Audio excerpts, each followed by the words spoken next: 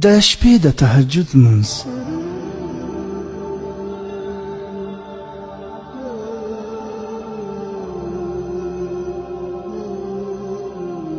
د فرض لمانځه وروسته تر ټولو غوره لمونځ د شپې د تهجد لمونځ دی.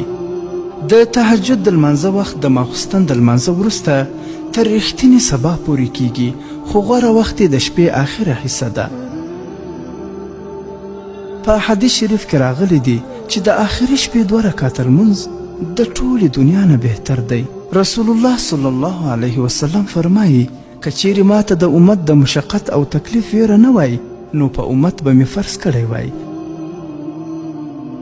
حضرت ابو هریره رضی الله تعالی عنه د رسول الله صلی الله علیه وسلم دا حدیث را نقل کړی دی چې کله د شپې 3مه برخه پاتې شي نو الله تعالی لومبي اسمان ته نزول وکړي، څنګه نزول چې د هغه د شان سره لایق وي، او وفرمایي داسې څوک شته چې دعا وکړي او زه یې قبوله کړم، داسې څوک شته چې زما نه څه وغواړي او زه یې ورکړم، داسې څوک شته چې رانه بخښنه وغواړي او زه یې وبخم.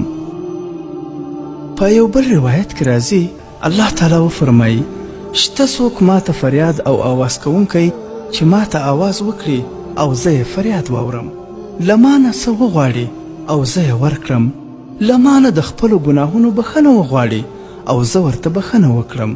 کتاب بخاري شریف. حضرت ابو امامه رضی الله تعالی عنه روایت کوي چې رسول الله صلی الله علیه وسلم وفرمایل تاسو ته ښایي چې په شپه کې خپل رب ته ودرېږئ، ځکه چې ستاسو نه د وړاندې تیر شوي نیکانو خلکو هم دا عادت و. دا ستاسو رب ته تاسو نږدې کوي، ګناهونه مو له منځه وړي او ځینې لرې مو ترې ساتي.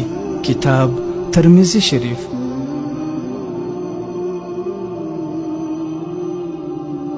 په یو حدیث کې نبی اکرم صلی الله علیه وسلم فرمایي چې تر فرضي لمانځه وروسته د شپې لمونځ تر ټولو نفلي لمونځونو افضل دی.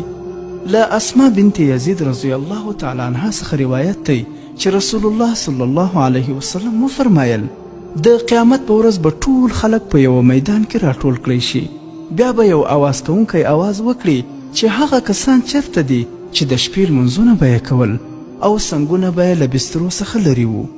دوی به ودرېږي خو ډېر لږ خلک به وي، بیا به بې له حساب څخه جنت ته داخل شي، بیا به نورو خلکو ته امر وشي چې حساب ته ورشئ. کتاب مشکات المصابیح.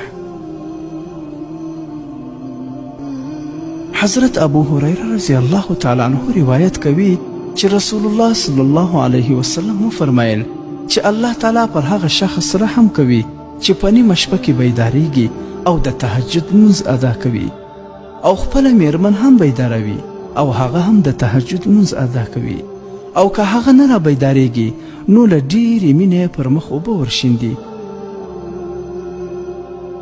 او الله تعالی هغې میرمنې ته هم د رحم او کرم په نظر ګوري چې په شپه کې تهجد کوي او خپل خاوند هم د تهجد لپاره بیداروي، او که هغه نه بیداریږي نو په مینې یې مخ ته اوبه ورشیندي. کتاب ابو داود او نسائی شریف.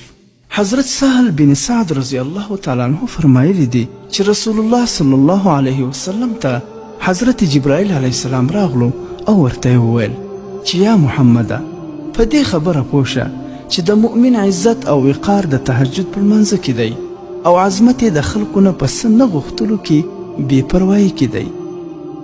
رواه الطبراني فی الاوسط.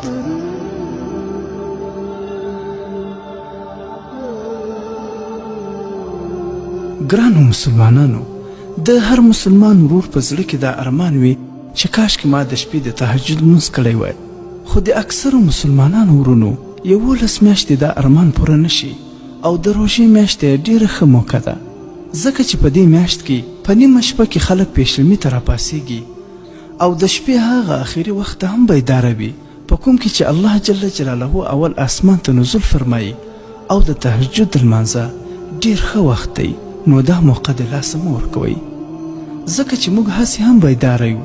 باید چې 2 رکاته یا 4 رکاته یا 8 رکاته د تهجد لمونځ وکړو، ثوابونه یې بیخي زیات دي.